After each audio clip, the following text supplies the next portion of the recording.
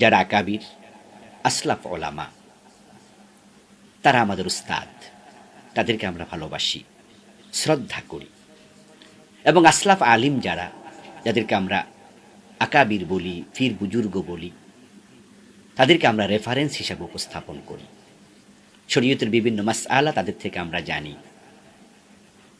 ইমাম আবু হানিফা রহমতুল্লাহ আলাই আমাদের আকাবির, ইমাম শাফি আমাদের আকাবির, তারা আমাদের আসলাফ আলেম। ইমাম বুখারী, এভাবে আমরা মুহাদ্দিস, মুফাসসির, আমরা বিভিন্ন সময় তাদের নাম বলি, তারাই তো আমাদের আকাবির, আসলাফ। আমরা বলি হাসান বসরি রাহিমাহুল্লাহ এটা বলেছেন, ইমাম শাফি এটা বলেছেন, ইমাম বুখারী এটা বলেছেন, নাসিরুদ্দিন আলবানী রাহিমাহুল্লাহ এটা বলেছেন, মাওলানা মওদুদী রহমতুল্লাহ আলাইহি এটা বলেছেন, শাহ ওলিউল্লাহ মুহাদ্দিস রাহিমাহুল্লাহ এটা বলেছেন। আমরা বলি যে এটা বিন বাজ রাহিমাহুল্লাহ বলেছেন, ইবনে তাইমিয়া বলেছেন।